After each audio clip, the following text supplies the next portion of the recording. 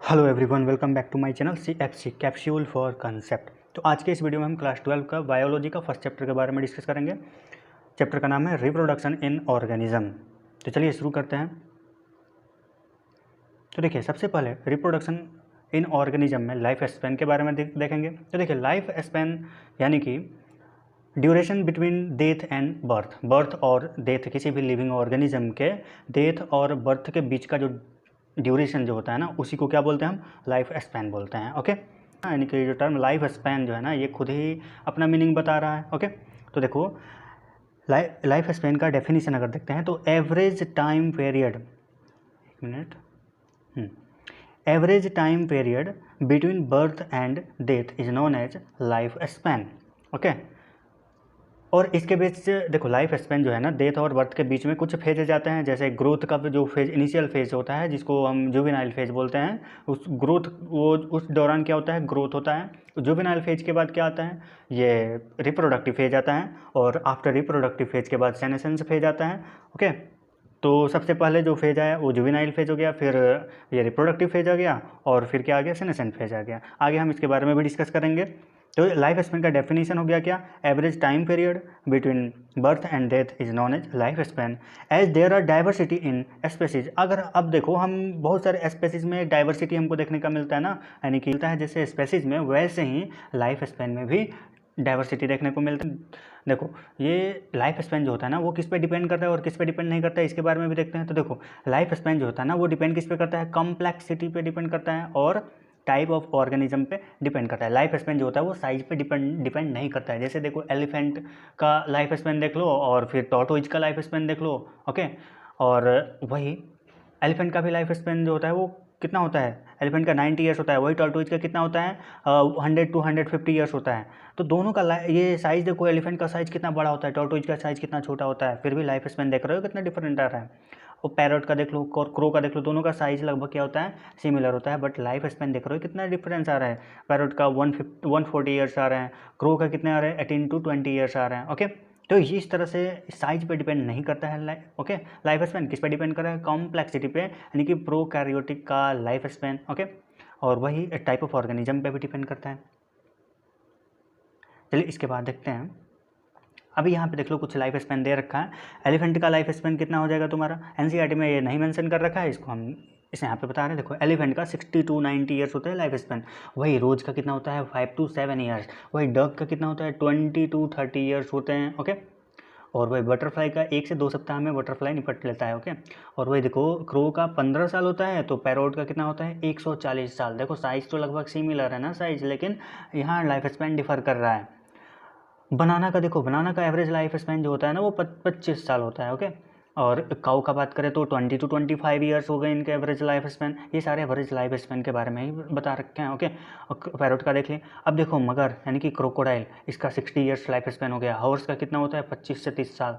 और वही जो फ्रूट फ्लाइज होते हैं, इसके 4 से 6 वीक। ओके, और वही जो पैडी जो है ना, पैडी प्लांट यानी कि राइस प्लांट, इसका 3 से 7 मंथ होते हैं, लेकिन यहाँ पे देख लो 3 से 4 मंथ का दो, या फिर 3 से 7 मंथ भी लिख सकते हैं। ओके, और टर्टोइज का अगर बात करें तो देखो, 100 से 150 साल तक टर्टोइज जिंदा रहता है।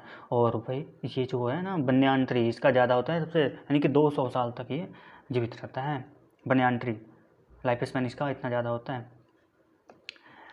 अब देखो, लाइफ हिस्ट्री वेरिएशन थ्योरी। अब देखो, अर्थ पे फेवरेबल कुछ अनफेवरेबल भी हो सकता है कंडीशन जो होता है ना अर्थ पे टेम्परेचर का देख लो, या फिर तो इनका कुछ अनफेवरेबल भी कंडीशन हो सकता है और फेवरेबल भी हो सकता है लाइफ के लिए। ओके, अगर और देखो, किसी भी लिविंग ऑर्गेनिज्म में एनर्जी जो होता है उसमें स्पेंड कैसे हो सकता है? एक तो उसके ग्रोथ में हो सकता है, यानी कि अगर उसमें ग्रोथ हो रहा है उस समय एनर्जी स्पेंड हो सकता है, या फिर ड्यूरिंग रिप्रोडक्शन स्पेंड हो सकता है। ओके, तो अब अगर हम सबसे पहले अनफेवरेबल कंडीशन में अगर हम बात करते हैं, अर्थ पे लाइफ के लिए अनफेवरेबल कंडीशन है ना, तो वहाँ पे क्या हो जाएगा? लाइफ स्पेन, एक देखो, एक उसका कैरेक्टरिस्टिक क्या है कि लाइफ स्पेन होगा वो स्मॉल होगा, लाइफ स्पेन स्मॉल होगा। अगर लाइफ स्पेन स्मॉल है, देखो यहाँ पे लाइफ स्पेन क्या हो गया? स्मॉल हो गया ना, तो वो अपने पूरे लाइफ टाइम में सिंगल टाइम रिप्रोड्यूस करेगा। कितने टाइम? एक ही बार रिप्रोड्यूस करेगा, लेकिन ढेर सारा large number of progeny produce कर देगा। Okay, single life span short हो गया, यानी कि शॉर्ट लाइफ स्पेन,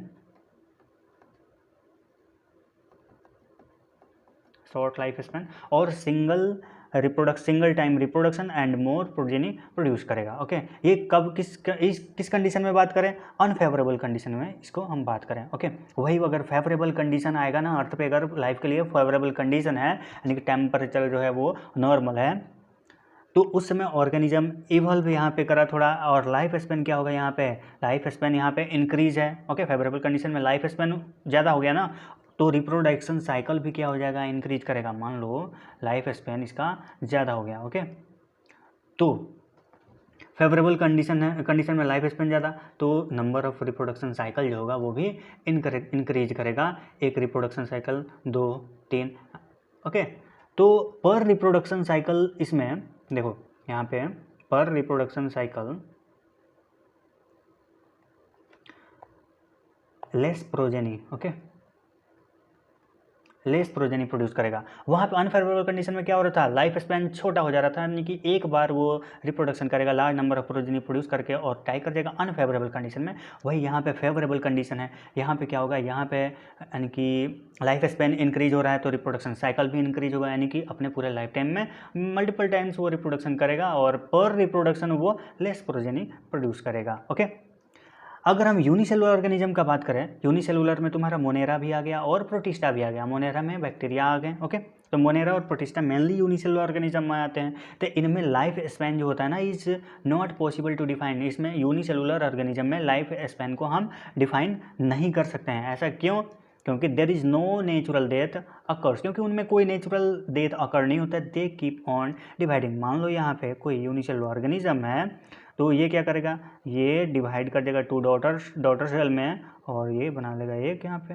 देखो पेरेंट का कोई अवशेष बचा ही नहीं, कोई रिमेनिंग पेरेंट, ये पेरेंट है और ये दोनों डॉटर हैं, तो पेरेंट का कोई रिमेनिंग बचा ही नहीं, वही डिवाइड हो गया। फिर ये फर्दर 2 में डिवाइड होगा, ऐसे ही इनमें डिवीजन क्या हो जाएगा? ओके, चलते जाएगा। वैसे ही ये ऐसे ही ये बढ़ते जाएंगे। ओके, तो इनमें कोई पेरेंटल अवशेष बच नहीं रहा है, खुद ही डिफाइंड हो जा रहा है, यानी कि पेरेंट का ही, देखो पेरेंट ही एक तरह से, ये पेरेंटल ही है ना, पेरेंटल ही डिवाइड हो जा रहा है ना ऐसे। ओके, तो इनमें कोई लाइफ स्पेन का यहाँ पे डिफाइन नहीं हो पाएगा। ओके, और क्योंकि ये हमेशा डिवाइड होते रहते हैं। Okay, they always keep on dividing to maintain continuity of life reproduction is required. अब देखो लाइफ का कंटिन्यूटी को मेंटेन करने के लिए क्या रिक्वायर्ड होगा? सबसे जरूरी क्या है? रिप्रोडक्शन। ओके, तो अगर हम रिप्रोडक्शन का बात करें तो देखो reproduction it is biological process to produce progeny of its individual. ये क्या है? एक बायोलॉजिकल प्रोसेस है जिसमें प्रोजेनी प्रोड्यूस्ड होते हैं इंडिविजुअल का। ओके, और यही जो है ना लाइफ के अर्थ पे लाइफ के कंटिन्यूटी का लिए रिस्पॉन्सिबल कौन है? ये प्रोसेस रिप्रोडक्शन। पर्पस क्या है रिप्रोडक्शन का? एक तो कंटिन्यूटी ऑफ लाइफ को मेंटेन करना। Okay, maintain continuity of life. Okay, और दूसरा प्रोजेनी में वेरिएशन लाना। ओके, प्रोजेनी में वेरिएशन लाना भी एक जो इवोल्यूशन का प्रिकर्सर होता है, वेरिएशन। ओके, ये रिप्रोडक्शन। तो टाइप ऑफ रिप्रोडक्शन का अगर हम बात करें तो 2 टाइप का रिप्रोडक्शन हो गया।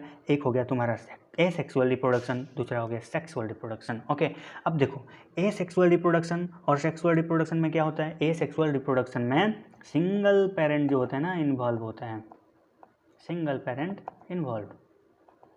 ओके, और यहाँ पे गैमेट फॉर्मेशन एब्सेंट होता है। ओके, गैमेट फॉर्मेशन एब्सेंट होता है। वही सेक्सुअल रिप्रोडक्शन में क्या होता है? 2 पेरेंट्स इन्वॉल्व और यहाँ पे गैमेट फॉर्मेशन होकर होता है। ओके, तो ये हो गया रिप्रोडक्शन के बारे में। अब देखो हमने क्या क्या पढ़ लिया आज। हमने देखा क्या? सबसे पहले रिप्रोडक्शन इन ऑर्गेनिज्म, इसमें हमने लाइफ स्पैन के बारे में देखा। क्या? Average time period between birth and death, ये क्या हो गया? लाइफ स्पैन हो गया। डाइवर्सिटी, जैसे स्पेसीज में हमको डाइवर्सिटी देखने को मिलता है, वैसे ही अलग अलग इंडिविजुअल में अलग अलग लाइफ स्पैन में भी डाइवर्सिटी देखने को मिलता है। सिंपल सा thing. Okay, life span depend किस पे करता है? एक हो गया कम्प्लेक्सिटी, यानी कि बॉडी का, यानी कि कम्प्लेक्सिटी कैसा है ऑर्गेनिज्म का, उस पर डिपेंड करता है। और दूसरा टाइप ऑफ ऑर्गेनिज्म पे डिपेंड करता है, यानी कि ऑर्गेनिज्म का टाइप कैसा है। ओके, और देखो but not depend on size, यानी कि साइज पे वो डिपेंड नहीं करता है, क्योंकि एलिफेंट और टॉर्टोइज का साइज देखो अलग अलग है, फिर भी एलिफेंट का जो लाइफ स्पैन है वो कम है, क्या 90 ईयर से कम है किससे, टॉर्टोइज से 100 to 150 ईयर्स। ओके, साइज लेकिन एलिफेंट का ज़्यादा है ना। अब पैरोट, वही पैरोट और क्रो में देखो दोनों का साइज सिमिलर होने के बावजूद भी लाइफ स्पैन डिफर कर रहा है। ओके, इसके बाद हमने क्या देखा था, ये सारे टेबल देखा था, यानी कि अलग अलग एनिमल्स का ये लाइफ स्पैन क्या क्या है, एनसीईआरटी से ही ये उठाया हुआ है। उसके बाद हमने क्या देखा था, लाइफ हिस्ट्री का वेरिएशन देखा था, थियरी क्या देखा था, अर्थ पे अनफेवरेबल और फेवरेबल दोनों ही कंडीशन आएंगे। ओके, अनफेवरेबल कंडीशन में, और देखो एनर्जी स्पेंड लिविंग किसी भी लिविंग ऑर्गेनिज्म में एनर्जी स्पेंड जो होता है वो कैसे होता है, एक तो ग्रोथ में हो जाएगा, दूसरा रिप्रोडक्शन में होगा। अनफेवरेबल कंडीशन में लाइफ स्पेन छोटा होगा, सिंगल रिप्रोडक्शन, मोर प्रोजेनी होगा, प्रोड्यूस होगा। ओके, यानी कि एक बार वो रिप्रोडक्शन कर अपने, छोटा लाइफ स्पेन होगा ना, और जैसे 1 साल का होगा, 1 साल जैसे बम्बू जो होगा इसका 1 साल का लाइफ स्पेन होगा, अपने 1 साल के लाइफ स्पेन में वो एक बार रिप्रोडक्शन करके और ढेर सारा प्रोजेनी प्रोड्यूस करके डाई कर जाएगा, डेथ कर जाएगा। ओके, उसका। और वही जो फेवरेबल कंडीशन में क्या हो जाएगा, फेवरेबल कंडीशन में ऑर्गेनिज्म इवॉल्व करेंगे, यानी कि लाइफ स्पैन उनका बढ़ेगा, और लाइफ स्पैन बढ़ेगा तो रिप्रोडक्शन साइकिल इंक्रीज करेगा, single time less progeny. Okay, अब पर रिप्रोडक्शन साइकिल उनमें प्रोजेनी कम होंगे। यूनिसेलुलर ऑर्गेनिज्म में ये जो है ना लाइफ स्पैन को डिफाइन करना मुश्किल है। ऐसा क्यों?